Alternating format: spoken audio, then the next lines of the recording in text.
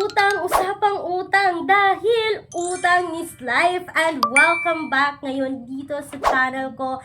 At pag-usapan natin ngayon itong loan application na kahit kayo ay first time loaner, yes, is installment agad. And yes mga kautang, no, every 15 days yung interval sa pagbabayad dito.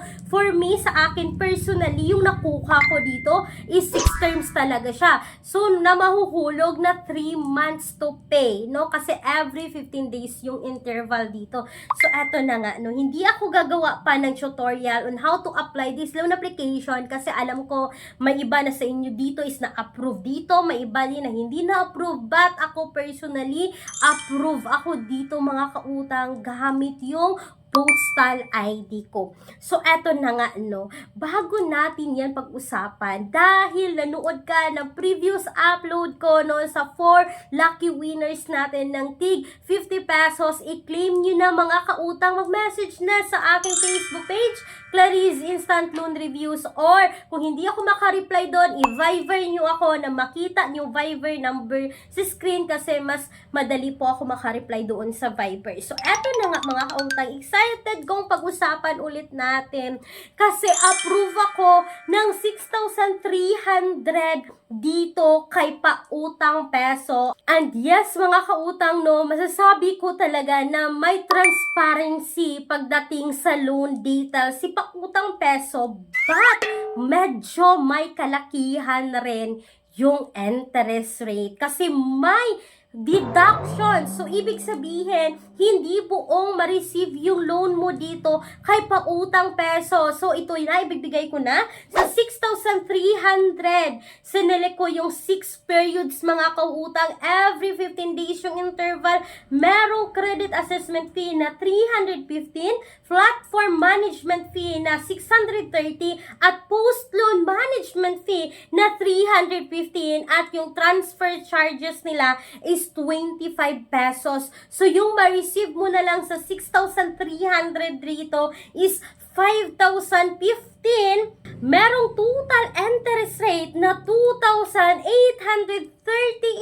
And mga kautang, all in all, babayaran ng 9,138 sa loob ng 6 terms or 3 months. So, dito rin sa baba mga kautang, makita mo rin dito yung repayment plan. Yes, literal, kitang-kita. Yung amount is 1,050. Yung interest is 473. So, yung babayaran ko every 15 days is 1,523 sa first schedule yan. So, sa second schedule is bumaba siya mga kautang, no? Naging 1,287 kasi merong amount na 1,050 at yung interest rate is 237. So, mga kautang, hanggang 6 terms po yan, no? Na 1,287.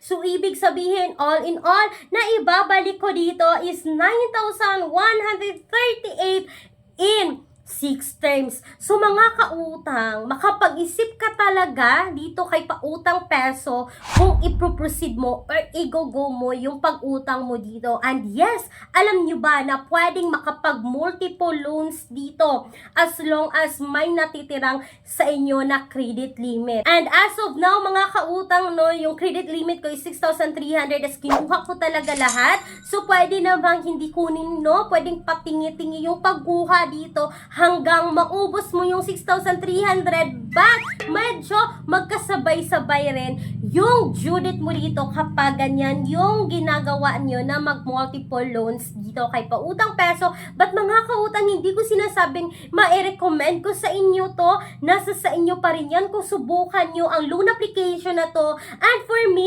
sinubukan ko kasi nakatulong siya sa akin. Pero mag-isip tayo mga kautang, lalo-lalo na sa inyo dyan, na dapat isiping mabuti kung makabayad ba talaga pagdating ng due date. Kasi itong si Pautang Peso, 1 to 2 days na overdue is hindi nanghaharas.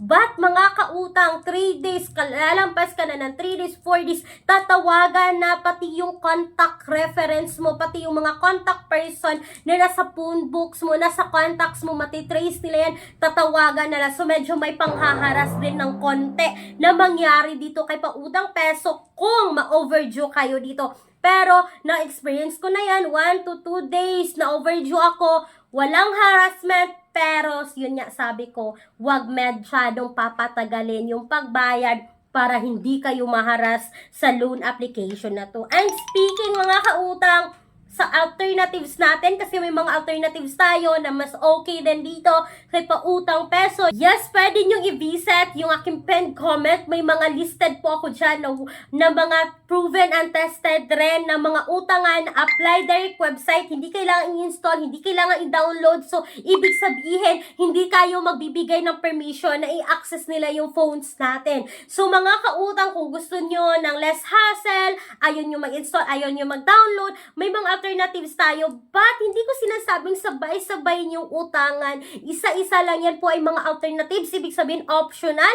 Kung hindi kayo na-approve sa isa, at least may other options pa kayo kung kailangan na kailangan nyo talagang umutang. Pero kung hindi naman mga kautang, kung uutang lang kayo para ipangbayad din sa utang, nako, wag nyong subukan. Kasi nasubukan ko na yan and medyo nahirapan din ako. No? At the end po, ako lang din naman yung nahihirapan kung uutang tayo at ipangbayad lang din natin sa utang. And speaking po sa bank personal loan na palagi kong binabanggit ng paulit-ulit mga kautang, yes, legit po yan ng bangko, nagpapautang ng minimum 20,000, maximum of 2 million pesos. And please take note, all applications submitted is subject for bank approval.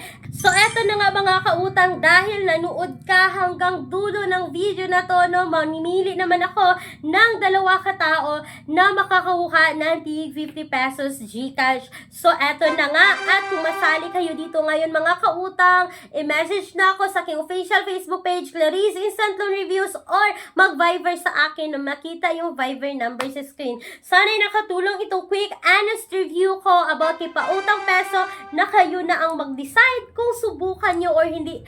Pero, automatic o ang bilis talagang mag-approve ng loan application na to. Once again, this is Clarice, ang inyong number 1 kalautang. Dahil, utang is life. Bye-bye-bye mga kautang!